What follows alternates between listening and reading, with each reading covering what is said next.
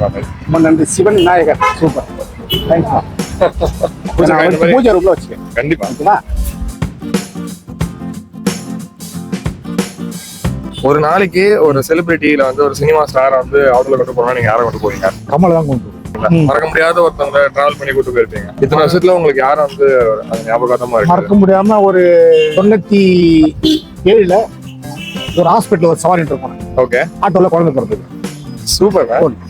அது ஒரு மட்டும் தான் பாத்துருக்கோம். ஆமா, அது மறக்க முடியாம இருக்கு. நான் அப்பதான் ஆட்டோ லைன் புதுசா வந்தேன். நான் ஒரு 22 வருஷமா இருக்கேன். ஒரு நாளைக்கு எவ்வளவு ஆவரேஜா வரும்? ஆவரேஜா முதல்ல வண்டி ஓடுப்பா. இப்பெல்லாம் முதல்ல வந்து ஸ்கூலுக்கே 250 ரூபா 300 ரூபா ஓட்டுறதுக்கே மக்களுக்கு அந்த அளவுக்கு நாங்க கொஞ்சம் இது பண்ணோம். இப்ப 2000 3000 அவங்க லட்சம் வச்சப்படுறாங்க. ஆனா வண்டி ஓட்டலாம் இப்பெல்லாம் கம்மி தான். ஏன்னா இப்போ ஊஃபர் ஓலா அதெல்லாம் வந்துச்சுல. அது இல்லாம இன்னொன்னுன்னா ஓலாவோட இந்த ஊஃபர் வச்சுருந்தா அது ரொம்ப ரொம்ப ரேபிட்டோ ரொம்ப. ஏன்னா 2 வீலர்லாம் ஓட்ட ஆரம்பிச்சாங்களே. இப்போ நாங்களாம் இன்சூரன்ஸ் கட்டுறோம். அவங்க எல்லாம் இன்சூரன்ஸ் எதுவும் தெரியாது, அவங்களுக்கு எஃப்சினாலும் தெரியாது. அப்ப என்ன இன்னும் தப்புதான் அது. ஆனா என்னப்பா அவங்களும் பிழைக்கணும் ஒரு எண்ணங்கள் இருக்கு எங்களுக்கு. பாவங்கள எவ்வளவு பேர் இப்போ நீங்களாம் வேலை செய்யாம அது செய்யாம இருக்கீங்க. இப்போ நம்மளாம் கவர்மெண்ட் அதெல்லாம் உனக்கு ஆட்டோ தான் அன்னைக்கு ஓடுதோ ஓடலையோ அப்படியே போயிட்டே இருக்கு. அவங்கள்ட்டையும் கடை வாங்காம அது வாங்காம ஒரு பிரச்சனை இல்லாம போயிட்டு இருக்கு. அவ்வளவுதான்.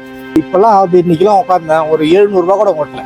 அப்ப 700 வச்சு நான் என்ன பண்ண முடியும்? குடும்பத்தை ஓட்ட முடியல. வண்டிக்கு டீசல் இருக்கு, இப்போ கேஸ் இருக்கு, கேஸ் இருக்கு.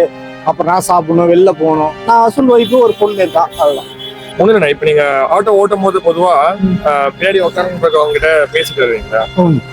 என்ன மாதிரி எல்லாம் அது உங்களுக்கு எப்படி இருக்கும்? ஒருத்தவங்க கேட்கற கேள்வி எல்லாம் கொஞ்சம் இன்ட்ரெஸ்டா நல்லா இருக்கும். ஒருத்தவங்க கேட்கறதுதான் ஒரு பிடிக்காது.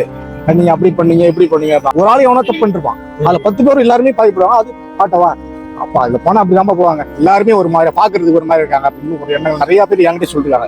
பயமா இருக்கு அப்படின்னு. ஆனா அந்த பையன் இப்ப இருக்க கண்டிஷன்ல இப்ப லேடிஸ் ஓட்ட ஆரம்பிச்சிட்டாங்க. இப்போதைக்கு ஓரளவு சமரசமா இருக்கு. ஒன்னும் பிரச்சனை கிடையாது. ஆனா முதல்ல பேசுறதுக்கு ஒரு மாதிரியா பேசுவாங்க. ஜனங்களே பயந்துகிட்டே பேசுவாங்க. இப்பெல்லாம் அந்த மாதிரி எல்லாம் கிடையாது. இப்போ ஆட்டோ எல்லாம் ஃப்ரீன்னு சொன்னாங்கல்ல, பிரசவத்துக்கு இலவசம் சொன்னாங்கல்ல, அதெல்லாம் நான் எவ்வளவு கொண்டு போய் ஃப்ரீயா விட்டுருக்கேன். இந்த புறம்பெட்டி விட்டுருக்கேன்.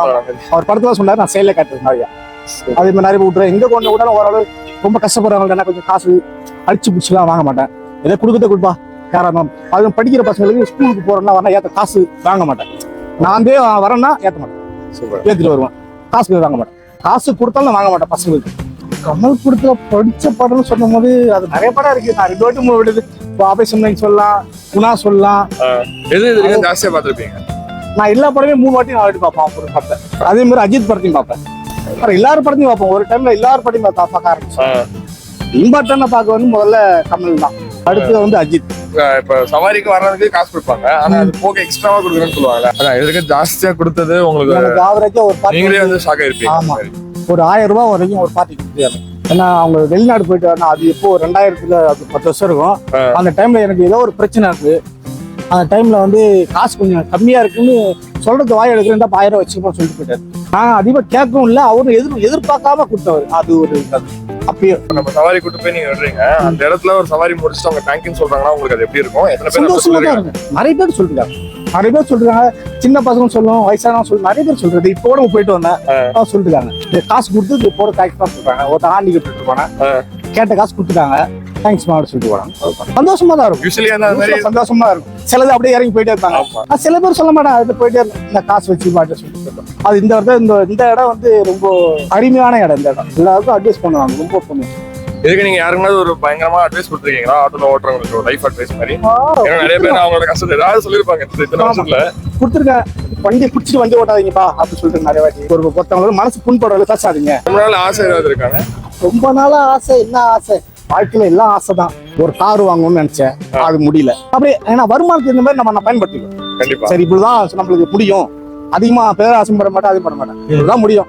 சரி போ, நீ காசு இருந்தா ஒரு 10 ரூபா செலவு பண்ணு, இல்லைன்னா நிமிஷம் போயிட்டாரு அப்படின்னு. அதிக ஆசைனா என்னவா? அப்பா அம்மா நல்லா இருக்கணும், ஒய்ஃப் நல்லா இருக்கணும், பசங்க நல்லா இருக்கணும். அதான் அதிக ஆசை ஒண்ணு கிடையாது. 51 வயசு ஆகுது, சம்பாரிச்சோம் வரல. இந்த லைன்ல சம்பாதிக்க எல்லாம் பண்ணும். ஆனா சேஃப்டின்றது கிடையாது. இது வரைக்கும் உங்களுக்கு மறக்க முடியாத கிஃப்ட் யாராவது கொடுத்துருக்காங்க? வீட்டுல ஏதாவது உங்களுக்கு ஏதாவது உங்க ஒய்ஃப் இல்ல உங்க பசங்க உங்க பொண்ணு வாங்கி கொடுத்த கிஃப்ட் ஏதாவது? எனக்குன்னு என் ஒய்ஃப் வாங்கி கொடுத்து ஒரு ரிங் வாங்கி கொடுத்தாங்க. கல்யாணத்துக்கு எடுத்துக்கிட்டாங்க. ஒரு ரிங் ஒன்று, அது மட்டும் இருக்கு. எல்லாருக்கும் வந்து நம்மளால முடிஞ்சது ஒரு சின்ன கிஃப்ட் அவங்களுக்கு யூஸ் ஆகிற மாதிரி நல்ல உபயோகமான ஒரு கிஃப்ட் ஒன்று. தேங்க்யூ. தில்சே கிஃப்ட்னு சொல்லிட்டு காமராஜபுரம் தான் கடை. அதாவது கனமான மெடல் காப்பு. இதை ஓபன் பண்ணி பாருங்க. தேங்க்யூ, நன்றி.